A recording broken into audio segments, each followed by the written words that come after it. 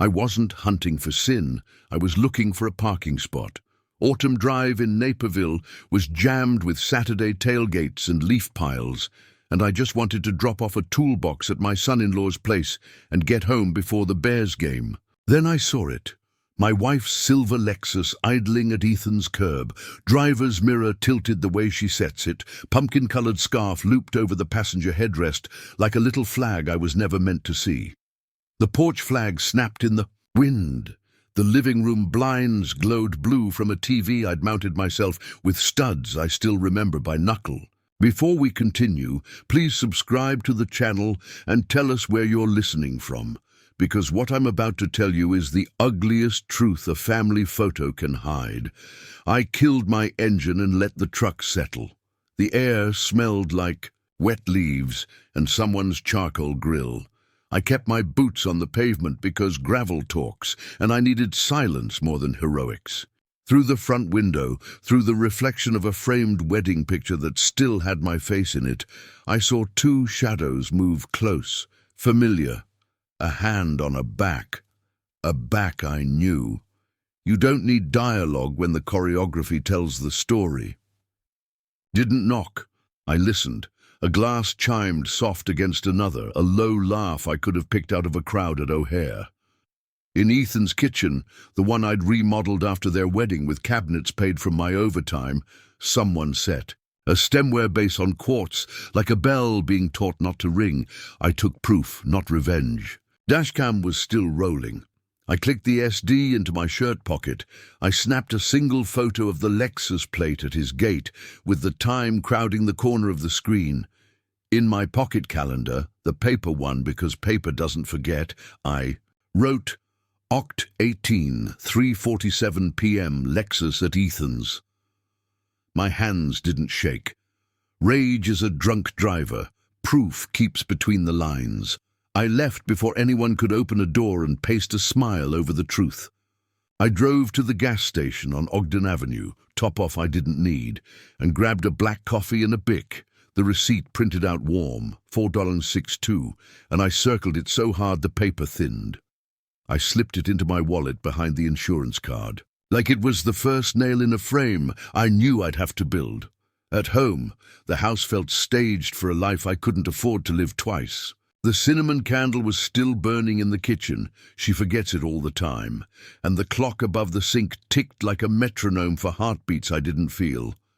I set the gas receipt under a magnet shaped like a tomato and stared at it until the numbers meant more than numbers. The pension that paid for those cabinets, the HELOC Ethan once called smart leverage, the deed copy in my shed, all of it crowded into that ink circle and dared me to be sloppy. When Linda came in later, with the same scarf neatly folded, she kissed the air near my cheek and said I was helping Ethan with his garage shelving. I said good, because sometimes a man has to choose between being right now and being right later. After she went to bed, I sat at the dining table I'd refinished in '96, pressed my palms flat to keep them from planning a scene, and recorded a voice memo.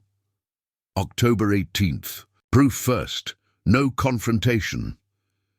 The house breathed. The refrigerator kicked on. Somewhere, a neighbor's dog barked and gave up. I opened a new manila folder and wrote in block letters across the tab, Linda, Ethan, proof. Then I slid the 462 receipt inside like a seed, will break concrete. I didn't sleep angry. I slept like someone who left the stove on and refused to get out of bed to check it. Every time the house creaked, I thought it said her name. At 1:12 a.m., I turned on the bedside lamp and saw dust lift in the light like snow you can't shovel. I opened my wallet, took out the gas receipt and ran my thumb around the thin ink circle until it softened. That circle was a promise to myself. I would not become the man who shouts and loses the plot. Proof over panic, boundary over brawl. I whispered the words like a prayer and clicked the lamp off. Morning came grey and honest. Sunday in Naperville smells like coffee and distant church bells even if you don't go. I made eggs I didn't want and buttered toast I didn't taste. The kitchen felt like a set where someone else played me better. I washed my plate and listened to the ticking clock over the sink, the same second hand that's kept time through holidays and hurricanes of little arguments. I thought about how many of our cabinets, our trips, our gifts had been pieced together from my overtime. December furnace repairs, January snow shovels for the school district, the spring repaint of a gym that hadn't been painted in 20 years.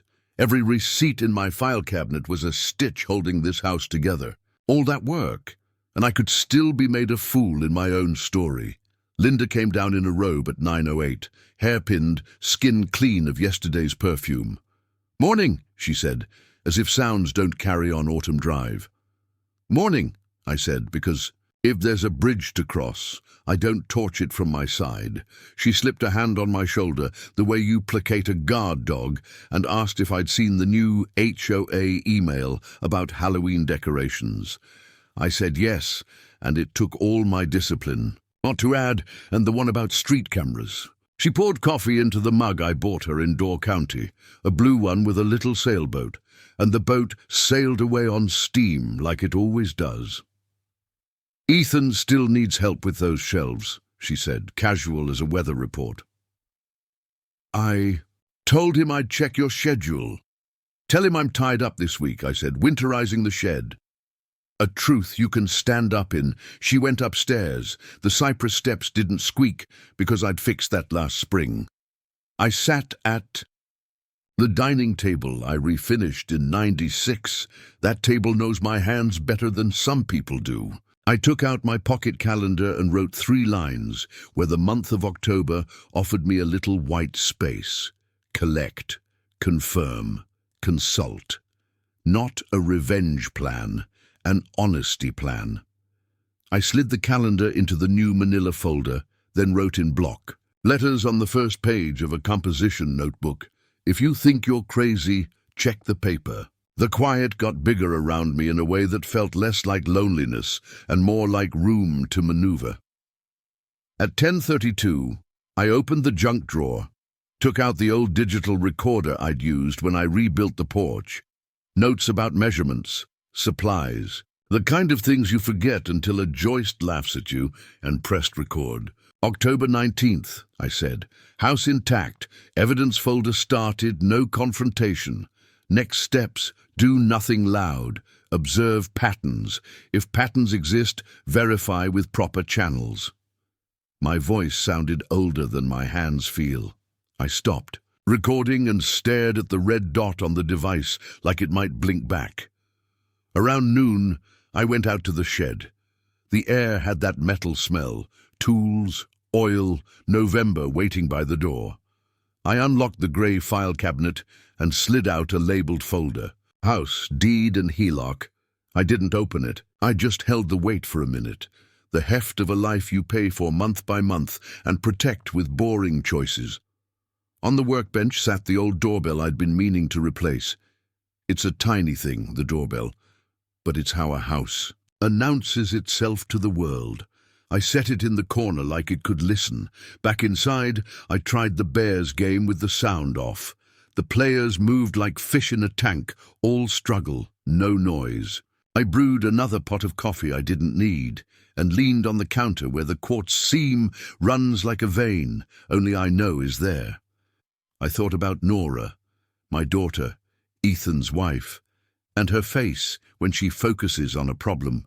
Forehead creased the way it was when she learned to ride a bike. I drafted 3 different texts to her and deleted them each. Hey kiddo, how are you two doing? Delete. Any chance you and Maya want to come over for dinner? Delete. If you ever need a receipt to prove your father isn't crazy, I have one. Delete. Delete. Delete.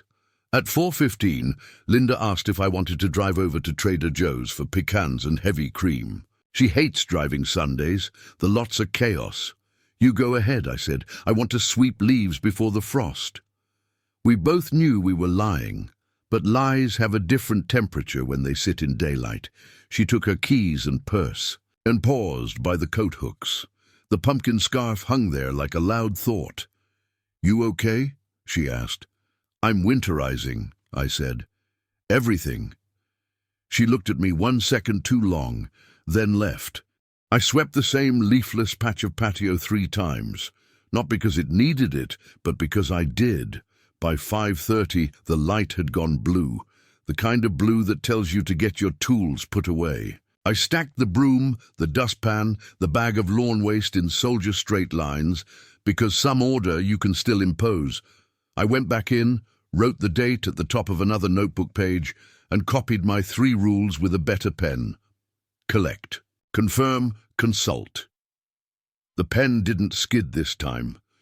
Before bed, I stood in the doorway and watched Linda read on her side of the bed, a book club paperback folded in half like it owed her something. She glanced up and smiled without showing teeth. "You're quiet," she said. "I'm thinking about winterizing," I said again, and shut the light. In the dark, I touched the recorder on my nightstand like a talisman and told myself a last small truth. I can hold this pain steady until it pays rent. Sunday night passed without dreams, just that hum of the refrigerator that sounds like an old man thinking. By Monday, the air had turned crisp, gold leaves crusting the gutters. I sat at the table with my coffee and unfolded the phone bill. It wasn't new, just something I hadn't really read before. Under outgoing calls, 3 numbers ended. In 7734, each logged at 11:53 p.m. on weeknights, when Linda was supposedly asleep beside me. I highlighted them, the yellow ink shaking slightly, then slid the pages into the manila folder marked Linda, Ethan, Proof. Every proof deserved a sleeve. Every lie deserved a label. Around 9 a.m. I texted Nora, "Morning, kiddo. You two doing all right?" She sent back a smiley and a picture of a casserole dish, my own dish, sitting on Ethan's granite counter. "Mom brought this over the other day," her message read. "Said it's your chili recipe." I stared at the photo longer than I should have, at the red edges of sauce burned into the rim. That dish hadn't left my house in years. No accusations yet, not until I had more than shadows and scarf fabric. At noon, I walked to Earl's Locksmiths on Jefferson. The bell over the door jingled the way honesty does before it dies. "You still doing residential rekeys?" I asked. Earl squinted at me through readers. "Before winter hits? Sure. 189 per cylinder." I nodded. "Let's pencil it in for early November." He scribbled it on a carbon pad and tore off the white copy. The smell of metal polish followed me. Out the door, frost preserves footprints, I thought. And I'd need both. That afternoon I phoned the HOA office. "This is Martin Hale, Autumn Drive," I said. "You folks installed new street cameras last week, right?" "Yes, sir," said a woman named Ginny. "Footage is released only with an attorney's request." That word, proper, settled in my chest like an anchor. I thanked her, hung up, and opened my laptop to search. Naperville family law attorney, discreet. That's how I found Priya Desai. Her office sat above a dentist's on Washington Street. Tuesday, October 21st, 9 a.m. I walked in with a folder. Thinner than I wanted and a face older than I remembered. "You're early," she said with a small smile. "That's good. The guilty arrive late." I laid out the proofs, the phone bill, the gas receipt, the highlighted times. She examined each with that practiced stillness lawyers wear like perfume. "Patterns prove intent," she said finally.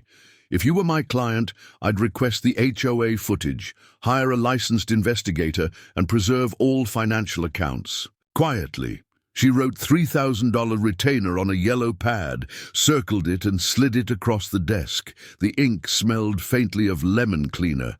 "I don't want to ruin anyone," I said. "Just protect what's mine." "That's what lawful ruin looks like," she said. I left her office lighter, carrying a signed receipt and the calm of someone with a map. Outside, traffic glittered in the fall sun, all those windshields catching light and moving forward. I took it as an omen. At home, Linda was rearranging the spice rack, humming. I watched her slip cinnamon next to cumin like nothing in the world was out of place. I smiled because anger needs silence to grow. "How was your morning?" she asked. "Productive," I said. Made a few calls, saw a lawyer about updating the will. Her hand froze on the jar. The will? Just being responsible, I said, pouring coffee slow so she wouldn't hear my pulse. That night, after she turned in, I opened my recorder again. October 21st, I whispered. Consultation complete. Retainer signed. Lawyer believes me. Next investigator. I clicked stop and wrote the words again in my notebook. Collect, confirm, consult. I underlined confirm until the ink bled through the paper. In the quiet, I realized I was building something. Not revenge yet, just scaffolding for the truth. And once it stood tall enough, the people who'd built their lies on me would finally see how small their house really. Caleb Ortiz didn't look like a private investigator.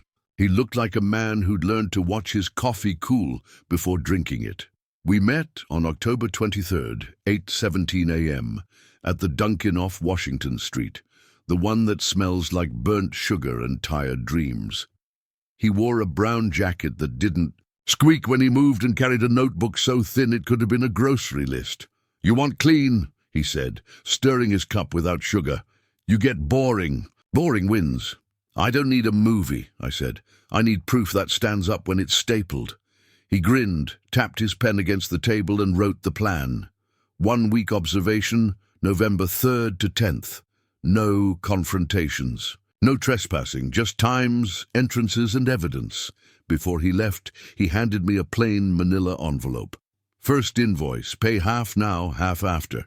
And Mr. Hale, don't tip your hand. People get sloppy when they think they're clever. I slid the $750 retainer across the table and nodded. I've spent a lifetime fixing other people's mistakes. Time I start fixing mine. Back home, I went through motions so normal they hurt. Wiped the counters, refilled the sugar jar, changed a light bulb. At 9 p.m., I brought Linda her tea, 2 sugars, a splash of milk, and sat across from her while she scrolled her phone. Ethan called, she said, tone light as frosting. He's struggling with his startup again. I told him you might lend an ear. Always happy to help family, I said, smiling like it didn't cost me anything. But I noted the phrasing. Again, that meant repetition. That meant pattern. On October 24th, Priya's office sent the formal request to the HOA for footage from October 18th, between 3:30 and 4:30 p.m. It'll take them a week, she said. Meanwhile, keep your normal routine. Normal. So, I bought lilies from the florist on Ogden, $28.70, card unsigned, and left the receipt in my folder. Linda put them in a glass vase by the kitchen window and called them peace offerings from the universe. I said nothing. Guilt often hides in gestures that look like gratitude. November 3rd arrived cold, the kind of cold that makes sound travel sharper. Caleb texted, starting surveillance, Autumn Drive. No movement yet. He parked in his grey sedan 2 houses down from Ethan's. The camera in his thermos could see the driveway and the porch steps. I didn't ask how he made it work. I just trusted. The hum of the plan unfolding. That same morning I balanced our joint checking account, $42,307.12. Every dollar had a job. I'd earned them 1 furnace repair, 1 overtime shift, 1 tax season at a time, and I wasn't about to see them siphoned through charm. On November 5th, I scheduled Earl to rekey the back shed in my office. Want the same key pattern? He asked. No, I said, different cuts. Every lock deserves a second chance. He chuckled, printed the invoice, and slid it across the counter. The smell of machine brass followed me home. By November 6th, the air had turned metallic, like coins and secrets. I stopped by my bank and asked for Connie, the supervisor who'd helped me refinance the mortgage 5 years back. Someone tried to pull a HELOC draw on your line last week, she said, squinting at her monitor. Did you authorize that? My stomach went cold. No, ma'am. She frowned, printed a confirmation letter, and stamped it with the raised watermark that feels like armor when you run your thumb over it. We'll flag the account, she said. No funds move without your signature. I thanked her and slipped the letter into my folder beside the florist receipt. That night, Linda made lasagna. She poured 2 glasses of wine and said, "I feel like you've been distant lately." "Winter's coming," I said, "just trying to keep the pipes from freezing." She smiled, a little puzzled, and toasted the air. "To us," she said. I clinked her glass lightly. "To documentation," I whispered into mine. Before bed, I opened my recorder. "November 6th, I said. "Locks changed. Bank secured. Investigator in position. No confrontation. My revenge wasn't going to be loud, it was going to be notarized." By November 7th, the leaves were gone, and the streets looked like bare truth. Nothing left to hide behind. Linda told me she had book club that evening at a friend's house in Aurora. I smiled, handed her her coat, and said, "Drive safe." My phone buzzed 15 minutes later. A quiet ping from Caleb. "Caleb, text. Silver Lexus, Autumn Drive. 7:54 p.m. Lights off. 2 hours." 2 hours. That's how long it takes to confirm a suspicion and kill a marriage. I didn't answer him. I just looked at her empty coffee mug in the sink, lipstick on the rim, cinnamon creamer still coating the bottom, and wrote in my notebook, "Friday, Lexus, Autumn Drive, Book Club. At 10:08 p.m. she came home humming, cheeks red from the kind of warmth the November air can't give." "Book club ran long," she said, hanging her coat. "You know how wine loosens tongues." "I do," I said, "and memory." She smiled at me, maybe trying to read how much I knew, but I'd stopped giving away subtitles to my emotions. The next morning, Nora showed up with our old casserole dish in her hands. "I think Mom left this at our place," she said. The glass still smelled faintly of chili, and something else. "Expensive cologne, not mine." "Appreciate it," I said. She looked down, hesitant. "Dad, is everything okay with Mom?" "She's been busy. Ethan, too." I swallowed the truth like bad medicine. "They're both adults," I said. "Sometimes adults confuse busy with fulfilled." Her brow tightened. "That's not an answer." "It's the best one I have right now," I said softly. "After she left, I washed that dish 3 times. It didn't matter. Some smells don't come out with soap." On November 10th, Priya emailed me the HOA footage. Subject line, Autumn Drive. 10:18, footage secured. My pulse tripped as I opened the link. The grainy clip showed the Lexus pulling up at 3:41 p.m. A woman stepped out, pumpkin scarf unmistakable, and Ethan opened the gate, grinning like a boy who'd never been caught. They moved close, mouths near, hands familiar. No audio, but silence sometimes tells you everything. I played it 3 times. On the 3rd, I noticed something small. Ethan's hand brushing her wrist, then her adjusting her scarf like a reflex. The intimacy wasn't improvised, it was rehearsed. I printed stills from the video, slid them into clear sleeves, labeled the folder tab HOA footage, Oct 18 in red ink, and placed it beside the phone bill highlights. Priya called. "You have your proof," she said. "Next step, secure finances, send a demand letter, or prepare for mediation. You'll choose your venue." "Venue," I repeated. "Where truth meets audience," she replied. "Courtroom, living room, family table. It's your stage, Mr. Hale." After we hung up, I circled Thanksgiving on the kitchen calendar. The one with turkeys and maple leaves dancing across the border. "Dinner here?" Linda had written in pink marker. I smiled faintly and wrote beneath it, "Yes, place cards on me." I went to Staples that afternoon and bought a pack of thick cardstock. At home, I wrote each name in careful cursive.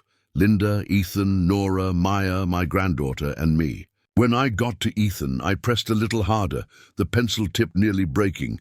That night, I sat at the table, sharpening my pencil again and again, until the shavings curled like ribbon. The sound calmed me. Planning has its own rhythm, like breathing through a storm. Linda walked by in her robe. "You're making name cards already?" she asked, amused. "Just like order," I said. "Still weeks away," she teased. "Preparation is my love language," I said without looking up. Behind every holiday miracle, there's a man who already knows the ending. When she went upstairs, I opened the binder. Receipts, footage, letters, invoices, all lined up in sequence. The truth was almost ready to speak for itself. I stared at the lilies on the counter, their petals already browning. Guilt flowers never last long. I closed the binder, turned off the kitchen light and whispered to the dark, "Almost there. Just a few more days, and the silence will start talking for me." The night outside was frozen still, the kind of cold that makes you hear your own heart beating, and mine was steady, deliberate, patient. The calm before proof turns into consequence. By November 15th, the plan had teeth. Priya mailed out the demand letter that morning, 3 printed pages sealed in a cream envelope, legal weight. It was addressed to Ethan Vargas and began with the kind of line that cracks like a whip. Cease and desist all contact with Mrs. Linda Hale outside the context of family events. It went on to mention impropriety, possible financial entanglements, and one very specific transfer, $2,800 from Linda's personal card to Ethan's consulting business on November 2nd. When Priya showed me the draft, she said, "This isn't about emotion anymore. It's about math. Math I could live with. Emotion was the currency of fools. With the letter sent, I did nothing. No arguments, no suspicion, no rearranging of schedules. I made breakfast every morning, scrambled eggs, toast, and silence. I left Linda's favorite mug by the coffee maker, the one that said, "Best grandma ever." I even asked about pie flavors for Thanksgiving. "Pecan," she said instantly, smiling too easily. "Everyone loves pecan." Funny thing about lies, they crave sweetness. On November 18th, Caleb texted, "Got something you'll want to see. Delivering in person soon." When he arrived that Thursday evening, he didn't come to the front door. He met me in the shed, where the smell of metal and oil kept secrets better than walls. He slid a brown envelope across the workbench. "From last night," he said. "Took some work, but it's clean." Inside were stills, crystal sharp despite the distance. Linda and Ethan in his den. Her glasses on the coffee table I'd sanded last spring. The reflection of her scarf shimmering faintly in a framed photo behind them. That scarf had followed me for weeks. Now it finally spoke. I stared at the photos until my hands steadied, then asked, "Audio?" "None," Caleb said. "Didn't need it. Expression says enough." He zipped up his jacket and added, "You're handling this like a pro, Mr. Hale. Most folks blow up before I even finish the job." "I've been fixing other people's messes my whole life," I said. "This one's just personal." He left and I sat in that shed for a long while. The cold bit through my jacket, but I didn't move. Proof has a way of warming you differently. It burns from the inside out. The next morning I printed one photo and sealed it in an envelope marked "Private," for Nora only.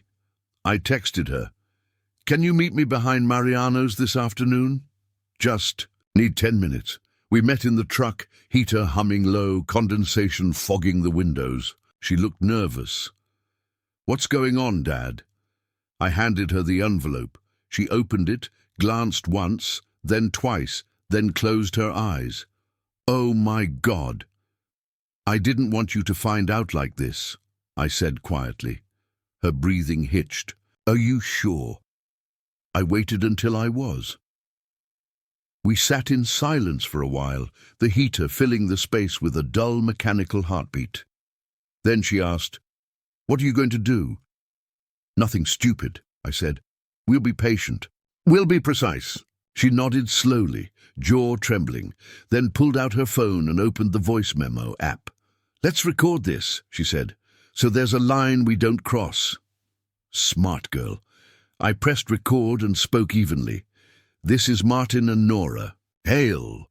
We acknowledge what we've seen, photographic and financial evidence of misconduct between Linda Hale and Ethan Vargas. We agree not to act in anger or violence. All responses will be lawful and documented," Nora added, her voice breaking only once. We'll handle this together. I stopped the recording. That's enough for now, I said. What happens next? She asked. We host Thanksgiving, I replied. We host the truth. That night, I couldn't sleep. I walked through the house barefoot, each board creaking like a confession. The lilies by the sink had wilted completely. I dropped them in the trash and washed the vase until the glass squeaked. Then I took out my pocket calendar and drew a star over November 27th. Thanksgiving. This wouldn't be a dinner anymore. It would be a reckoning wrapped in tablecloth and grace. When I finally lay down beside Linda, she murmured, half asleep, "Did you lock the shed?" "I did," I said, and I smiled in the dark, because for once she was the one who should have asked why. Thanksgiving came dressed in false comfort, linen tablecloth, cinnamon candles, the smell of sage and butter, hiding the frost creeping up from the yard. The house looked perfect, as if pretending hard enough could glue the cracks shut, but I'd spent a month learning how to stage something better than dinner. I'd built a courtroom in my dining room. At 3 p.m., Nora arrived first, pale but composed, holding a pumpkin pie that trembled slightly in her hands. "You sure about this?" she whispered. I nodded. "If we don't open the wound, it festers." She set the pie down and looked at me like she was seeing someone new, a version of her father she'd only suspected existed. Ethan arrived next, wearing that same salesman's smile, a navy sweater over a collared shirt, sleeves rolled to show confidence. "Martin," he boomed, "smells amazing in here." "It should," I said. "We've been marinating truth for weeks." He blinked, confused, and turned to kiss Nora on the cheek. She leaned away just slightly, enough for me to notice. Linda came last, arms full of grocery bags, though everything was already cooked. "You didn't have to," she started, but I cut her off gently. "I wanted it to be just right," I said. "A family dinner to remember." By 4:06 p.m., the table was set. The name cards I'd written sat crisp and clean. Ethan, Nora, Linda, Maya, Dad. I'd placed my seat directly opposite Ethan's, so we could see each other's eyes when truth started breathing. The first 20 minutes passed like a stage rehearsal. Small talk, compliments, lies wrapped in gravy. Ethan bragged about a new business lead. Linda laughed too loudly. Nora stayed quiet, pushing her food around her plate. When grace ended, I tapped my glass once. The sound was sharp enough to slice the air. Everyone looked up. "I'm thankful for proof," I said. The words hung there. Even the clock seemed to stop ticking. I reached down, lifted a slim black binder from the floor beside my chair, and set it on the table. Linda's smile froze halfway between amusement and fear. Ethan chuckled softly, thinking I was joking. "What's that, Dad?" Nora asked, though she already knew. I flipped open the first page. "The HOA still," I said, sliding it across the table. "October 18th, 3:41 p.m., silver Lexus, pumpkin scarf, Ethan at the gate." Ethan's mouth opened, then closed again. He glanced at Linda, but she wouldn't meet his eyes. Next, I laid down the phone bill highlights. 3 calls to Ethan's. Number at 11:53 p.m., the kind of hour you only reach for someone you shouldn't. "Could be work-related," Linda stammered. "Of course," I said calmly. "Which is why there's also this." I placed the florist receipt on top. Dated, October 21st for lilies. "Apology flowers have a smell too." Ethan shifted in his chair. "Martin, I think you're misreading." I didn't let him finish. I opened the next sleeve. A still from Caleb's footage, the one showing their reflections in Ethan's. And then, her glasses on the table, his hand on her wrist, Linda's fork slipped clinking against her plate. "This is cruel," she whispered. "This," I said evenly, "is documentation." Nora's breath hitched beside her daughter. She looked from me to Ethan, then back again, her jaw trembling. Priya had coached me for this moment. "Stay calm, use dates, no adjectives, don't debate." October 18th, discovery. November 2nd, financial transfer, $2,800 labeled as consulting. November 7th, late-night meeting. November 10th, HOA footage. November 15th, legal notice mailed. November 20th, final confirmation. I paused. Today, acknowledgement. Ethan stood up so fast, his chair scraped the floor. This is absurd. You can't just... Nora's voice cut through him like glass. Sit down, Ethan. He froze. That tone had authority he'd never heard before. Slowly, he lowered himself. Back into his chair, Linda looked around the table, eyes wild. You hired a private investigator on your own family? I protected my own family from theft, I said quietly. Of love, of trust, of money. Take your pick. I reached for the final document. Connie's bank letter confirming the blocked HELOC inquiry. I placed it gently on top of the pile. You weren't just cheating on vows, I said, eyes steady on Ethan. You were testing doors that didn't belong to you. No one spoke for a full minute. Only the faint hum of the refrigerator and the tick of the wall clock filled the room. Outside, frost clung to the window like an audience that refused to leave. Finally, I pushed my chair back. From this moment, I said, everything moves through attorneys. No screaming, no games, no second chances. There will be consequences you can't charm your way out of. Ethan's face drained of color. Linda tried to stand, but her knees buckled, and she gripped the edge of the table for balance. Nora rose slowly, walked around to my side, and rested her hand lightly on my shoulder. You don't need to say anything else, she said. We see it now. Maya, too young to understand, looked up from her coloring book and asked, Mommy, why's Grandma crying? No one answered. I closed the binder, its spine snapping, shut like a judge's gavel. Then I picked up my water glass, took a long drink and said softly, Dinner's over. Ethan pushed his plate away. You can't prove everything, he muttered, voice shaking. I don't have to, I replied. I only have to prove enough. Linda whispered my name, but it wasn't a plea. It was disbelief. The kind of disbelief that happens when the person you thought was harmless learns how to build a case. As I walked to the doorway, I looked back once more. The table was still set, the turkey untouched, the candles burning low. But the illusion was gone. All that remained was the truth, and it was colder than the frost waiting outside. When the front door closed behind me, I felt lighter than I had in years. Some people burn bridges. I filed them, time-stamped and notarized. The morning after Thanksgiving felt like waking up after surgery, everything numb, but the pain waiting just below the surface. The binder sat on the counter, its black cover reflecting the first grey light. Of dawn.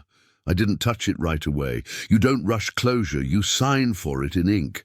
By 9 a.m., I was in Priya's office downtown. She looked up from her monitor as I walked in and said, You brought it? I set the binder on her desk. Every lie alphabetized. She flipped through the contents. Phone bill, receipts, photos, the bank letter. Good, she said. Let's start with asset protection. We filed for legal separation that morning, along with an emergency request to freeze joint accounts. Pending discovery, I added notarized copies of my pension paperwork and property deed to the file. The clerk stamped each document with a dull thud that sounded like punctuation. By noon, Priya was drafting a separate complaint against Ethan, misuse of familial funds and breach of fiduciary trust. It wasn't about humiliation anymore. It was about restitution, about every dollar that tried to sneak out the back door while I was making dinner. I called Connie at the bank to confirm the HELOC block was still active. You're all good, Mr. Hale, she said. We'll notify you if anyone even breathes near that account. Keep the file open, I said. Truth has a long tail. Meanwhile, Nora had her own work to do. She'd left Ethan that same night, packed 2 suitcases, and taken Maya to her sister's place in Aurora. When she called me that evening, her voice was steady. I spoke to a lawyer, Dad. He said Ethan's attempt to use your HELOC might count as financial misconduct. It does, I said, "and Priya's handling it." A pause. "You really did all of this quietly?" "That's the only way. Truth travels. It hates noise." By the following week, the first dominoes started to fall. Ethan's employer, an architectural consulting firm, received Priya's formal letter outlining conflict of interest concerns, complete with attached exhibits, no accusations, just dates and signatures, the kind of precision that corporations fear. Linda tried to control the story, of course. She called friends from church, saying I'd misunderstood, but stories without receipts collapse under their own weight. Priya had already mailed certified copies of the evidence to Linda's attorney. Dates don't lie. They just sit, there, patient and sharp. At home, I moved into my office. The master bedroom felt contaminated, so I let it sit cold. I rekeyed the shed again. Earl came by on December the 2nd and handed me the new keys, smiling. "You sure you don't want to keep one original for memory?" he asked. "I'm done collecting ghosts," I said. He chuckled and left the invoice on my workbench. I slid it behind the bank letter. Proof that the locks, like my life, had been changed properly. I spent those days labeling folders, cross-referencing statements, and writing a small note at the bottom of each. No confrontation, only confirmation. When Linda's attorney finally called, Priya took the lead. The conversation was clinical. Separation terms, pension access, division of property, no fireworks, just paperwork and deadlines. Every page felt like a step towards silence that wouldn't hurt. That weekend, Nora and Maya came over. We colored paper turkeys on the same table where the truth had detonated. Maya laughed and asked if she could keep one of my fancy pencils. "Of course," I said. "They're lucky." After they left, I sat at that same table and realized something strange. Revenge hadn't felt like revenge at all. It felt like maintenance, like finally changing the air filter after years of pretending the dust didn't bother you. When Priya called to confirm the court had accepted our filings, I thanked her. "You've been calm through all this," she said. "Most men your age lose it." "Calm's cheaper than chaos," I replied, "and I've already paid enough."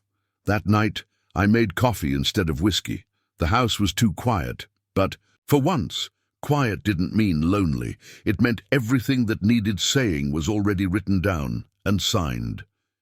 December arrived with the kind of light that forgives nothing. Cold mornings, thin sunlight, and snow that fell like static. Soft, relentless and indifferent. The storm outside didn't bother me. I'd already lived through one inside. I woke every day at 6, brewed my coffee black, and watched it steam against the frost-coated window. Same mug, same table, but not the same man. There's a strange peace in knowing the truth can't hurt you anymore. It already cashed its check. I kept the binder on the second shelf of my office, spine out, labeled in small letters, "The Fall." I didn't need to open it. Its weight was enough. Every time I walked by, it reminded me that dignity, once reclaimed, has mass. Some mornings I'd open my old file cabinet, rows of folders from my working years, HVAC invoices, maintenance logs, pension statements, real tangible proof of a life, built one repair at a time. People think revenge is fire, but it's really filing cabinets. You put everything where it belongs. Friends started to hear fragments of the story through the small-town grapevine. One afternoon, a neighbor, Jim, from across the street, stopped by with a six-pack. "Heard things got rough," he said quietly. "You doing all right?" "I'm organized," I said. It was the truest answer I had. Linda moved into a small apartment near Route 59. She emailed twice, brief, formal, asking about mail forwarding and the possibility of reconciliation after the dust settles. Priya advised me to respond only, once short and factual. My reply was 5 words: "The dust is the point." Ethan didn't last long at his firm. Word spread about the conflict of interest. Corporate America doesn't like messes it didn't make. By mid-December, his name was quietly removed from the company directory. Nora told me he'd tried to spin a story about a misunderstanding, but documents don't misunderstand. They define. Nora herself was steady, even brave. She'd found her own lawyer, opened a new savings account, and started writing down every financial change. In a notebook I gave her. Paper never lies, I told her. It waits. On December 20th, Priya called to review final settlement terms. Equitable division, no access to my pension beyond statutory limits, consent orders protecting the house and HELOC. It's a clean outcome, she said. Clean is all I wanted, I replied. After the call, I stood at the window and watched two cardinals fighting over seed on the frozen railing. One male, one female, both too stubborn to give up the spot. It made me smile. Nature doesn't apologize for competition. That evening, I wrote a letter to Nora like I did every Sunday. I never mailed them. I kept them in a wooden box labeled, "For when she needs strength." That night's letter said, "You can't always choose the moment you lose your illusion, but you can decide what kind of person steps out of it. Let the truth hurt once, then let it guide you forever." People asked if I hated Linda. I told them, hate takes up space that peace could use. Hate is sloppy, boundaries are neat. On Christmas morning I brewed coffee and lit no candles. The house smelled like nothing, and it was perfect. No cinnamon to mask guilt, no lilies to cover decay, just air that belonged to me. Before bed, I opened my voice recorder, the same one that began this entire process. December 25th, I said. Justice settled, proof preserved, life quiet. I paused, then added, I didn't lose her. She lost someone who never stopped being decent. Then I turned off the light and let the quiet have the last word. January arrived with a cold so clean it erased sound, the kind of air that burns your lungs and blesses you for surviving it. Snow stacked against the porch rails like pages I hadn't written yet. Everything looked the same, but nothing was. Ethan moved out of the house in early January. Nora told me through short texts. No emotion, just logistics. He took the couch, the TV, some clothes. She'd already opened a new checking account in her own name and set up automatic deposits.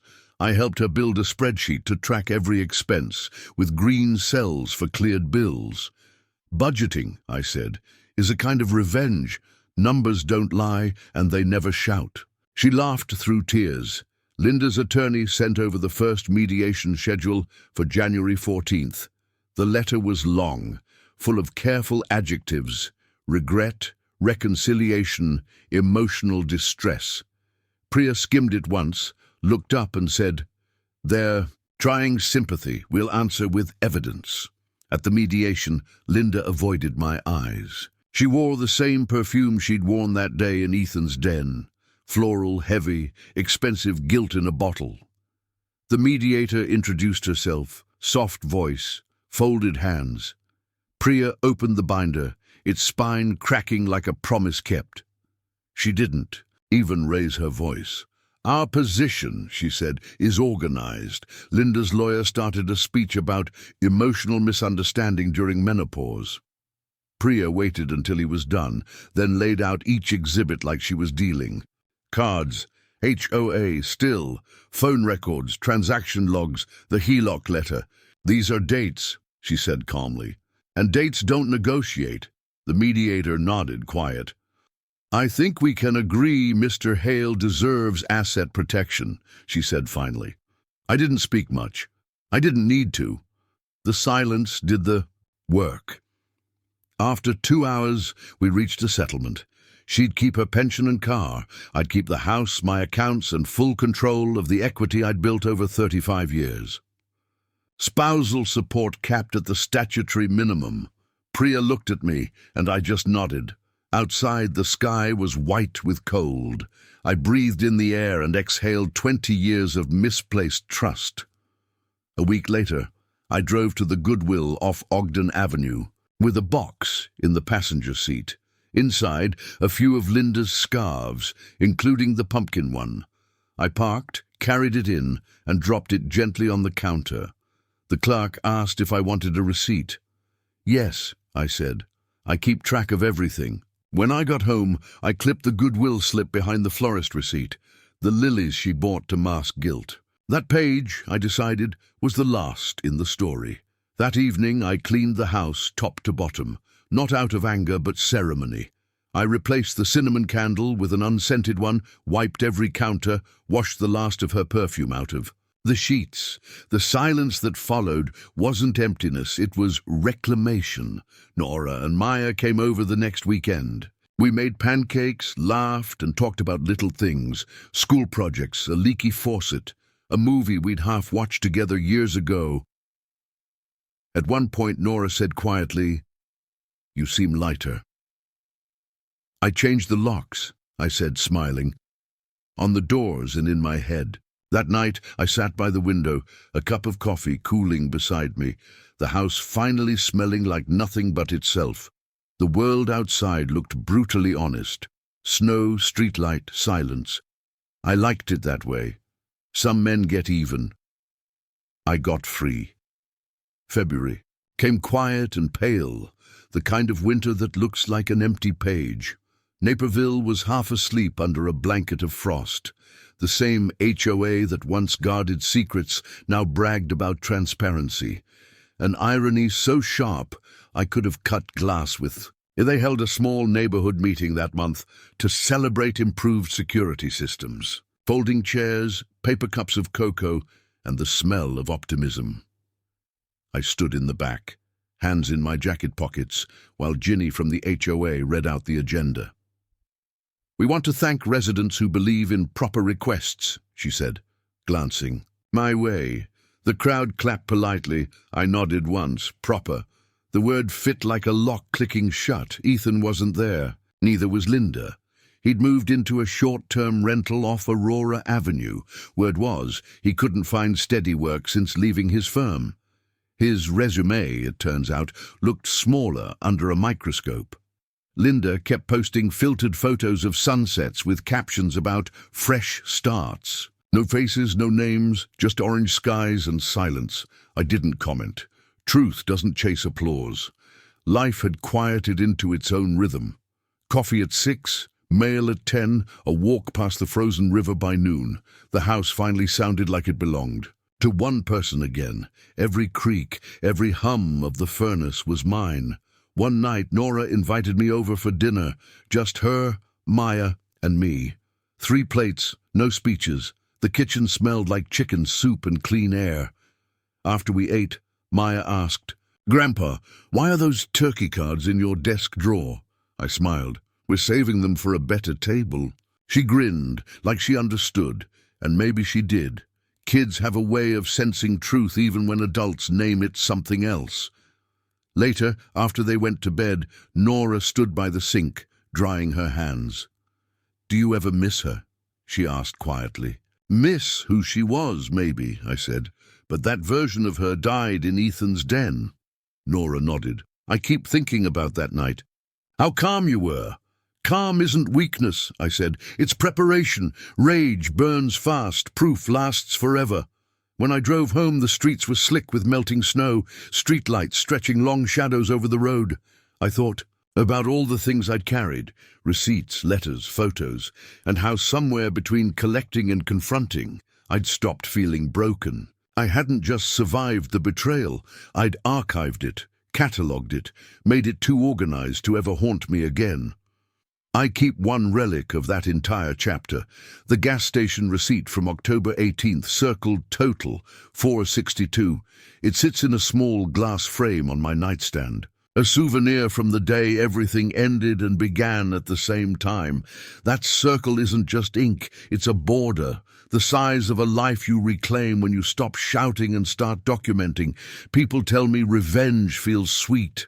They're wrong. Sweet things fade. Justice tastes like clean water after a long walk, plain, clear, earned. Sometimes I pass Ethan's street on my morning walks. His blinds are always closed now. Sometimes Linda's car is parked there, engine idling, but she never goes in. They exist like two ghosts who built their own haunting. As for me, I plant new things, winter pansies along the walk, seeds that bloom in frost because they don't care who's watching. The house smells like soap and coffee now, nothing else. When people ask what I lost, I tell them the truth. You didn't lose me, you gave me away. And every time I lock the door behind me, the key turns smoother than it ever did before.